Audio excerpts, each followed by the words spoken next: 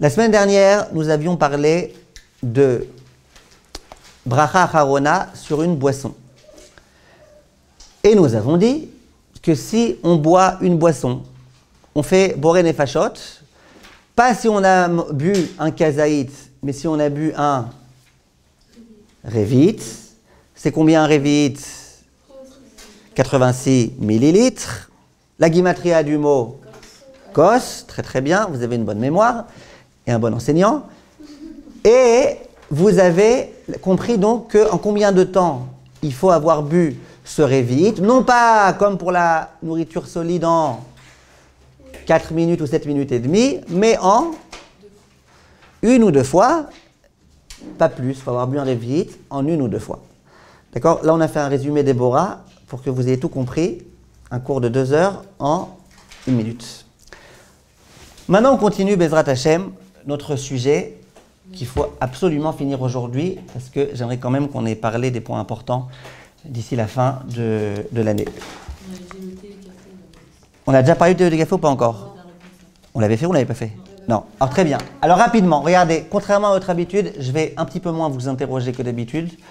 Pas parce que c'est pas intéressant ce que vous dites, mais parce que c'est justement très intéressant et qu'il faut qu'on avance si on veut avoir fini nos brachot d'ici la fin de l'année. Alors rapidement, question le thé et le café. Le thé et le café, tout le monde sait très bien qu'on ne peut pas le boire en une ou deux fois. Quand ton thé il est chaud et que tu viens boire un thé, ne le bois pas en une ou deux fois, ça risque de faire mal. Donc en combien de fois on le boit? Eh bien en 10 fois, en 20 fois. Est-ce que c'est parce qu'on est des gassarouars? Est-ce que c'est parce qu'on est des gens orgueilleux, snobs? Non, c'est comme ça que ça se boit un thé, n'est-ce pas?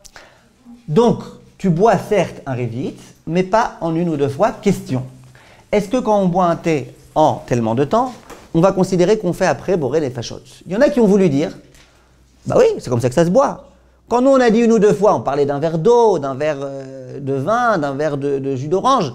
On ne parlait pas d'un verre de thé, on ne parlait pas d'un café chaud, on ne parlait pas non plus d'une bourra, parce qu'une bourra en général, on ne peut pas boire tout un revit en une ou deux fois, donc on ne parlait pas de ces choses-là. Les choses qui se boivent en plusieurs fois, eh bien en plusieurs fois. Mais la halakha, elle n'a pas été tranchée comme ça. La halakha, elle a été tranchée que puisque tu ne peux pas boire un thé ou un café en une ou deux fois, tant qu'il est chaud, donc pas de bracha acharona sur le thé et le café. Vous avez fini votre thé, pas de bracha acharona.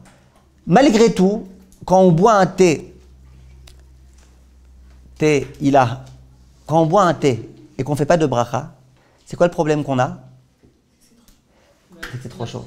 C'est quoi le problème qu'on a quand on boit un thé et qu'on ne fait pas la bracha? C'est que premièrement, tu ne fais pas la bracha d'après ceux qui disent que puisque c'est la façon de boire, eh ben tu devrais faire nefashot. Et tu as aussi un problème avec le Gaon de Vilna. Le Gaon de Vilna, il dit que de la même façon que pour la consommation solide, on a 4 minutes, de la même façon pour la consommation liquide, on a 4 minutes. Nous, on n'est pas posé comme ça. Nous, on dit pour le liquide, c'est une ou deux fois. Vous vous rappelez? Une ou deux fois, le Gaon de Vilna.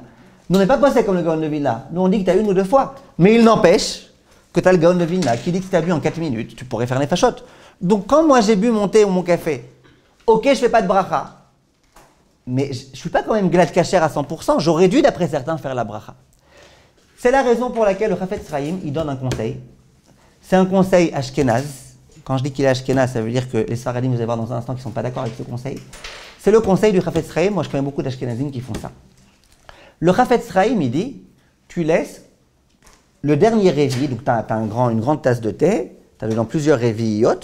Le dernier révi, tu le laisses se refroidir un petit peu. Je suppose que vous connaissez toutes la meilleure ségoula au monde pour refroidir un café. Vous lisez le thé, il me couffe de tête, et après vous buvez votre café. Ah, vraiment? Vous savez quoi, thé, il me couffe de tête? C'est un télim que de le réciter, ça prend 20 minutes. Mais la ségoula, elle marche quand même. Je ne sais pas si c'est vraiment ou pas, mais ça marche. Alors, le Chafetz Chaim, il dit, tu laisses le thé se refroidir, peu importe quelle ségoula tu fais pour le laisser se refroidir. Si une ségoula très bien, c'est de le regarder comme ça se refroidir. Et après, tu bois ton révit et tu fais boré nefashot. C'est clair? Comme ça, tu as bu ton thé, tu as fait un nefashot. Donc des kits, même d'après le Gaon de Vilna qui dit il faut en 4 minutes, et tu l'as bu en 4 minutes ton thé, et bien tu auras le droit à la bracha. Pourquoi? Parce que le dernier révit, tu l'auras bu en combien de fois? Une ou deux fois. Ça c'est un. Après, ils vont refroidir, c'est pas bon.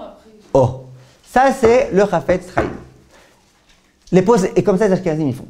Enfin, ils ne sont pas obligés de faire ça. Ils peuvent aussi dire je le bois quand il est chaud et puis voilà. Mais s'ils veulent pouvoir faire des fachot pour être glad kasher, c'est comme ça qu'ils font.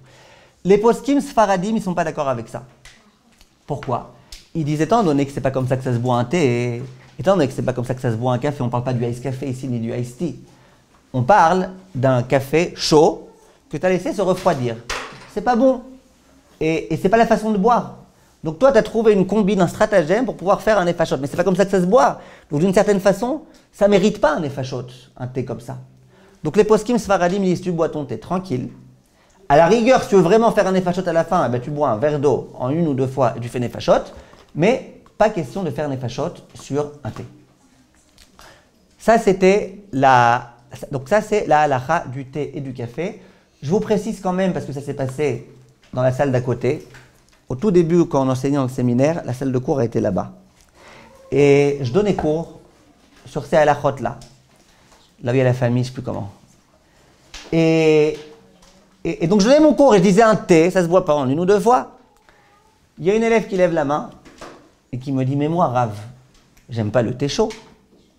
Moi, j'aime pas le thé. » Elle me dit « Moi, je fais exprès le matin, je prépare mon thé, je fais exprès de lire le Télim Koufiotet ou d'attendre 10 minutes qu'il se refroidisse, et après je le bois d'un coup. » Je dis « Pourquoi? Parce que vous êtes pressé, vous n'avez pas le temps. » Elle me dit « Non, c'est comme ça que j'aime mon thé. » Je lui dis « Je suis désolé de vous dire que vous êtes bizarre. » À ce moment-là, visiblement, les autres filles, elles ont voulu la défendre. Il y a une deuxième qui lève la main.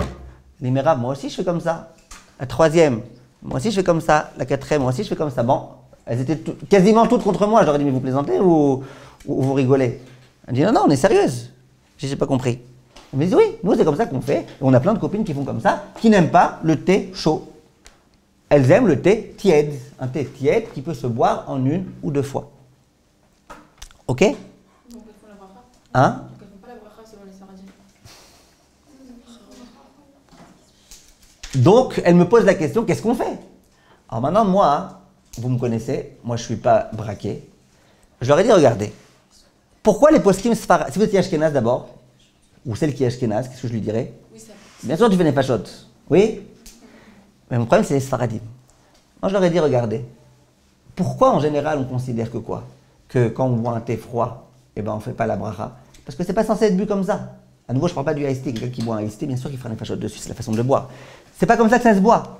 Je dis maintenant, on dit ouais, mais et si quelqu'un il le fait, on dit la phrase qu'on dit dans la halakha, c'est batla dato etzel kol adam. On dit il est fou. Il a changé d'orbite. Il est fou, qu'est-ce que tu veux faire? C'est pas forcément qu'il est fou, les goûts et les couleurs ne. Mais on veut dire, ne prends pas ton cas pour une généralité.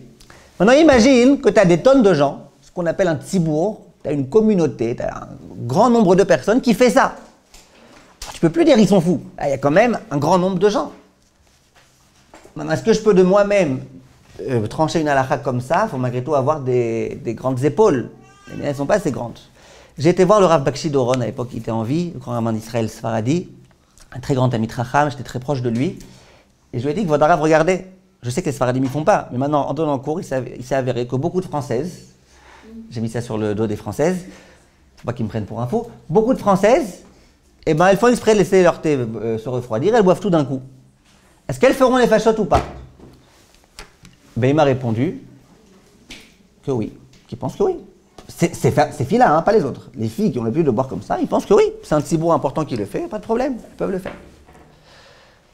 Ok? Ouais, mais même si on commence des fois à boire, il est brûlant, donc on boit petit à petit, et après quand il est refroidi, bah, on boit d'un coup, genre. Encore une fois? Quand au début on boit, il est brûlant, donc on boit petit à petit, et après il refroidit, à la fin on le termine, quoi. Direct. Ouais, mais en général, c'est pas la façon. Surtout si tu fais exprès qu'ils se refroidissent pour ça. En général, quand il vous reste un petit et que vous le buvez direct, c'est un petit quelque chose. C'est pas une grande quantité d'un révite.